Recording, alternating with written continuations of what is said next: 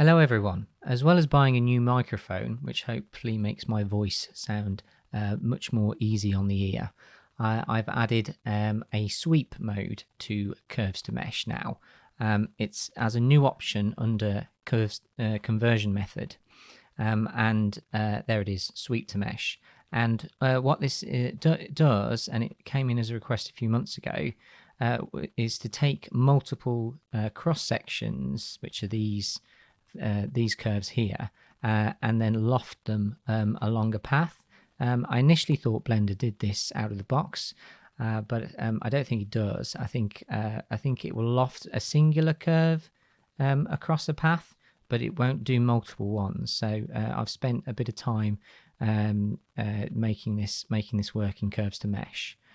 So I'm going to go through how it works and show you some examples, and the example files are also bundled in the samples zip file that's available for download either from Blender Market or Gumroad.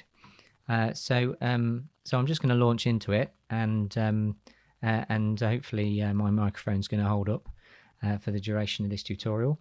So this this is basic example where I've got several curves here that are spread across a singular line here, and you can easily add things like stars and stuff. I'll just show you under preferences. There's actually a bundled add-on with Blender called Add Curve Extra Objects, which gives you a lot more curves to play with. So you can add things like stars or n-gons and all sorts, and spirals and lots of things. So I'll just show you in action. So this is just an example of the completed mesh. I'll delete that for now. And I'll take you through the options of how to use this. So once you've set up your curves, and the curves have to be aligned along the path, you can just click enable if you want on preview mode, just to see it in preview, and you can already see it's taking the basic star shape, which is here. And you might want to increase the subdivisions of the cross sections here to about 20 maybe, so that you get more detail in the star at the end, and that blends between the curves all the way along.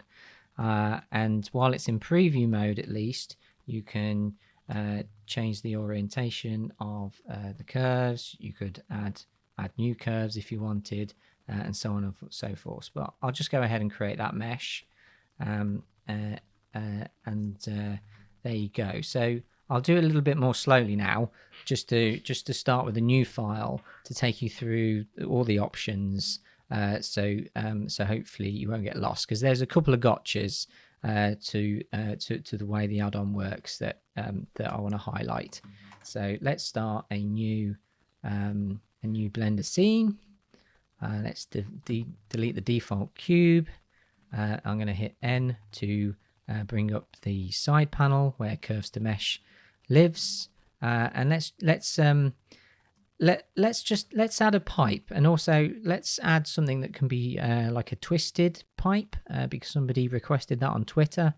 So I added in a twist option to the add-on as well. So let's just start by creating the what I call the sweep curve to start with, which is the curve that guides all the other curves. So let's just press Shift A, and you get the menu up, and under curve you can click Bezier, and that creates a Bezier curve. And remember, Curves to Mesh at the moment, at least, only works on Bezier curves, but you can convert pretty much all curves into Bezier curves. So that shouldn't be too much of a problem.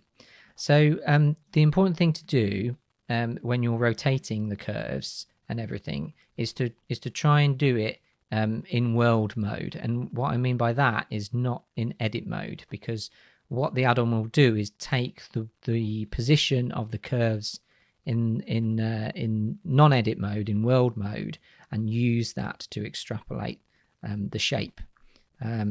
So so just keeping in non-edit mode for now. You can move the points in edit mode. It's okay, but it's best to, when you come into rotation and movement, to keep it outside of that. So I'll just hit G, R, and 90 degrees.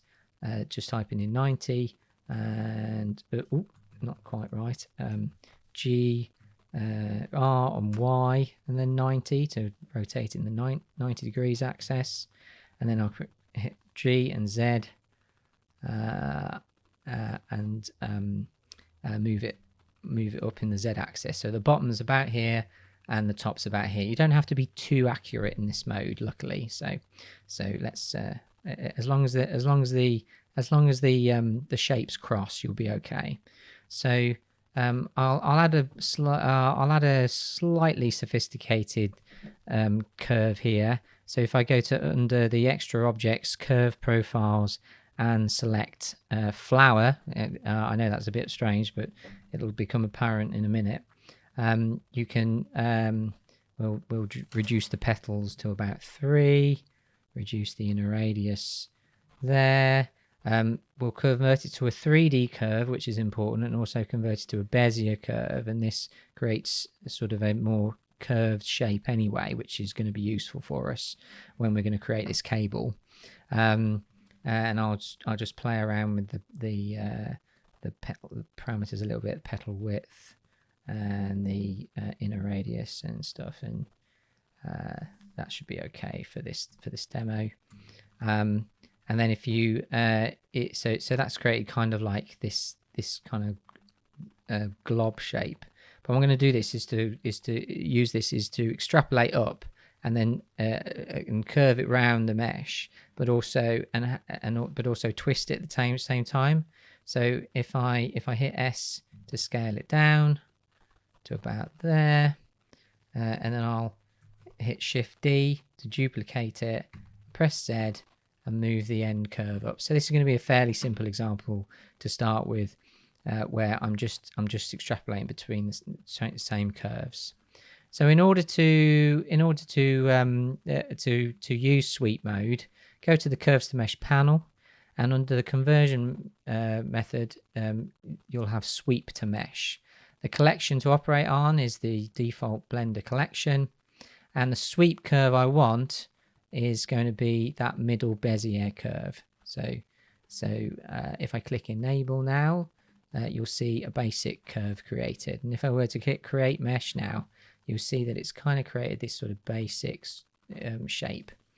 But let's delete that and play with a few options. So if I click enable now, first of all, you can increase the amount of subdivisions on the curve, on the length of the curve. The default at the moment is 10.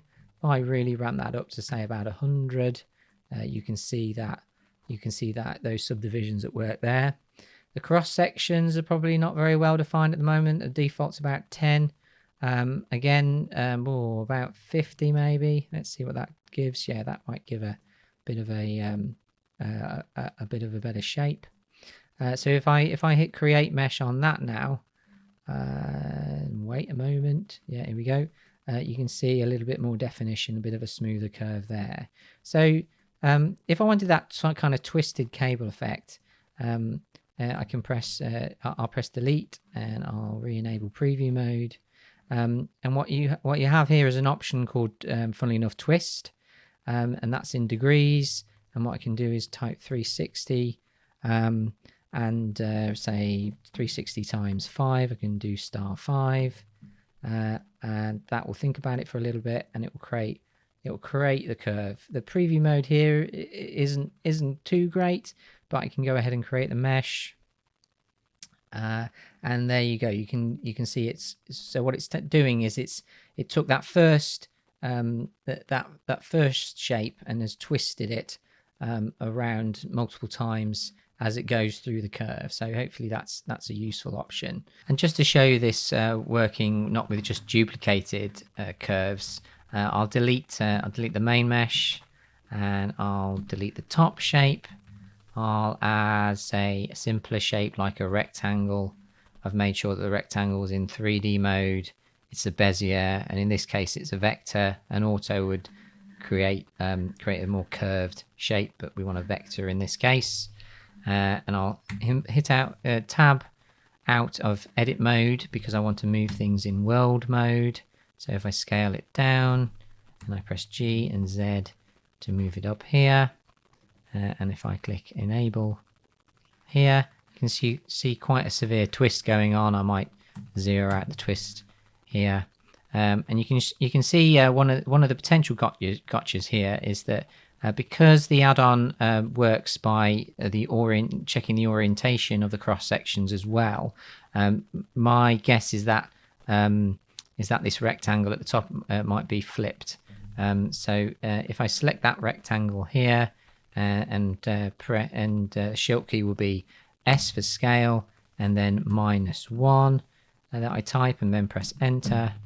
That will sort the curve out. So that might be a gotcha that you want to watch out for. I can set the twist to say 90 degrees or something like that, and then I'll hit create mesh just to show you that in action. So you can see that there's a general blend from one end to the other here. And to also show you this extrapolating between the middle, so there's put a middle shape in between these two. I'll hit Shift A, and let's say add a polygon. I've made it 6-sided. Bezier and vector 3D all looks good.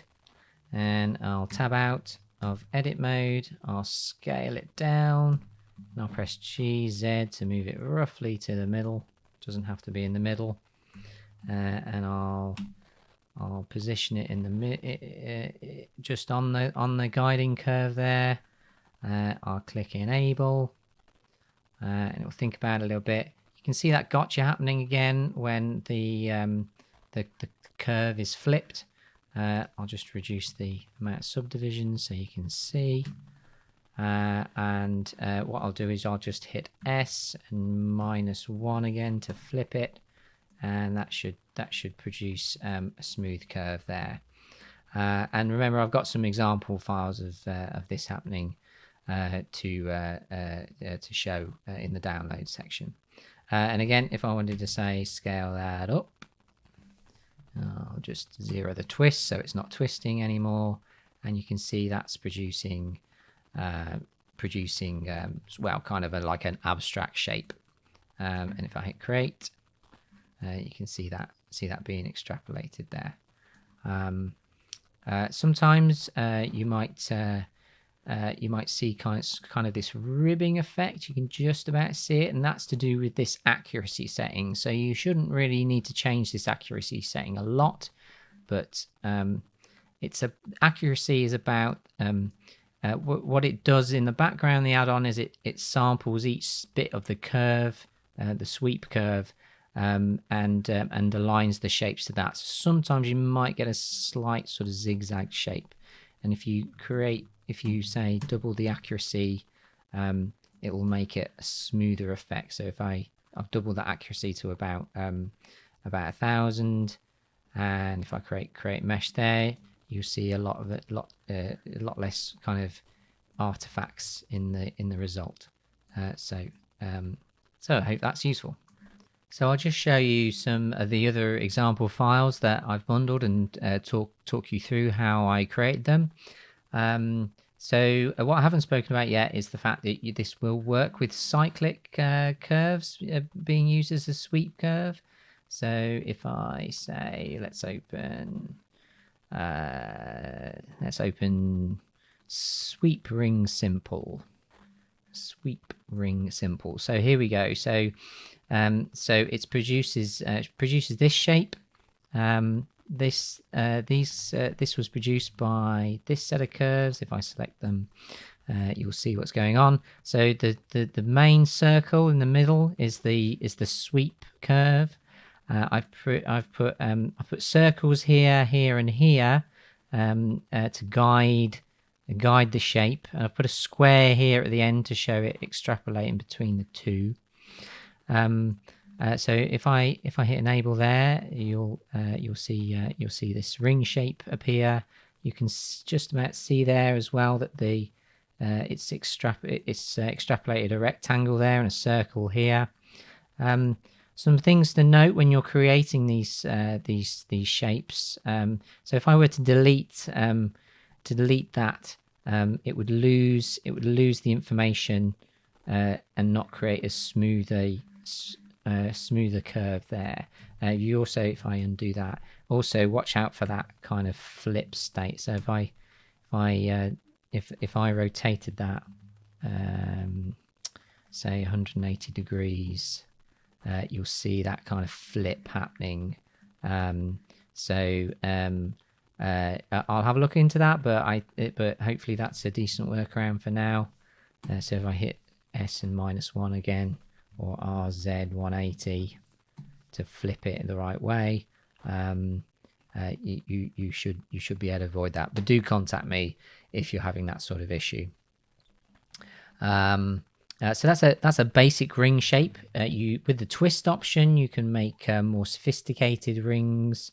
And this was actually from the original request. Actually, somebody had asked about could they create rings with this. I think the person was a jeweler, so that would be really interesting. If you're still out there, I'd really like to see if you do anything with this.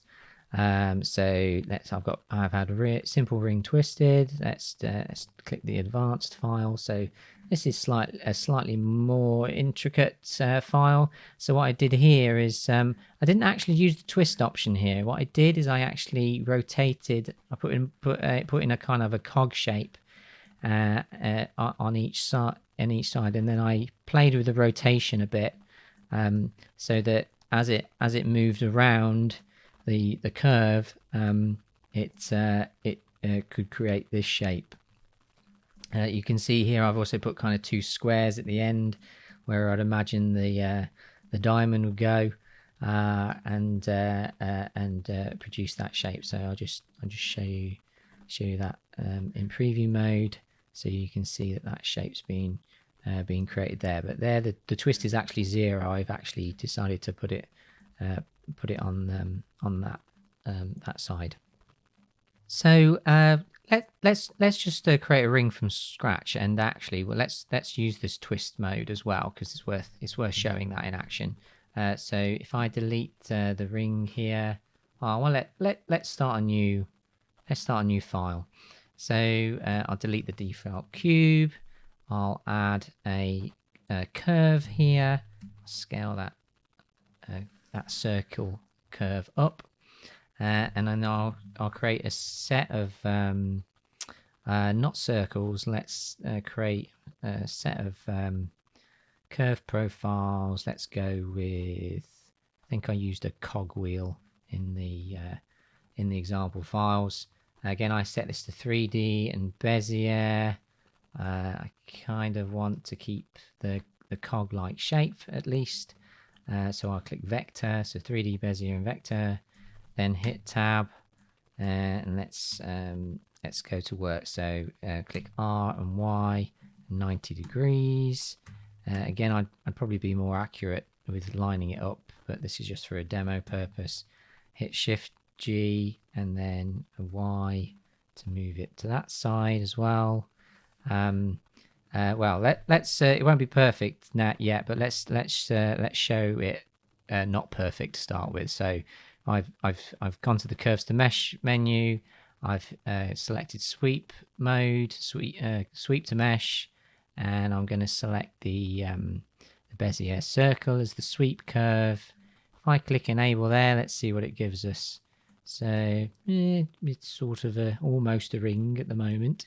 But it is doing that bit of a flip thing as well, and it hasn't got a lot of definition on each end as well, so we need to sort that out. I'll disable preview mode for the moment. Sometimes preview mode helps, sometimes it hinders, but let's rotate those two curves. I've duplicated them so that they're kind of at each quarter. I'll click enable because I'll probably have to I'll probably have to rotate the curves in a decent way. So let's select this curve, and I'm going to rotate it in the Z direction 180 degrees. See if that starts to tidy things up. So it's tidied that side up. Let's see if we select this curve, I hit R and then Z direction 180, and then cross fingers, and there we go. Looking okay to me. And there we go. So again, you will need to up the resolution because it's only it's not covering the whole shape at the moment. And we also want to introduce a twist. I'll introduce the twist before I up the resolution, just to show you the twist in action. So let's go to the twist parameter, and let's increase it to, well, let's about 500, and it'll do its twist. Now you'll see at the start and beginning of the curve, it's not lining up at the moment. And when you think about if you want to do a cyclic twist, well, first of all, you need to do it in 360 degree revolutions, so for them to join up. So let's just start with 360, and and then it will start to join up with the original shape, especially if those start and end shapes are the same, but which they should be. But let's also increase the subdivisions of the sweep curve to, well, let's go gingerly about 30, so that makes it a smoother curve, and let's also increase the cross section subdivisions to get more of the shape in, and that should be enough to start with. And let's just create the mesh, and there you go. So it's quickly created that sort of twisted ring effect for you. So there'll be examples of this in the download section as well, and I'll save this exact file for that. While I'm saving that, I'll also show you some of the other sweep examples we've got. So I'll call that a sweep twisted ring. Let's leave it at that. And then let's open some more examples. So what have we got so far? So there's the twisted cable that we went through earlier. There is the simple sweep that will be bundled with it as well. There's the slightly more advanced example of the twist, and there's the twist that we've just done, and there is a slightly kind of warped twist example where the curve is just not a circle. It's a deformed curve, to show that in action as well. These are helpful for me to test with as well. And what else have we got? We've got a kind of a demonstration of like a basic surface that you've seen in other modes in curves to mesh, but this is actually using 1, 2, and 3 curves with a guiding curve underneath. So for instance, you could change the direction of the guiding curve and it would update accordingly. So you can do those sorts of effects with it. So I think that's about it. So thank you for listening to me. If you've got any questions, it is a new feature. I'm not guaranteeing it's completely bug free, but I am on hand if you run into any issues, especially that kind of rotation issue.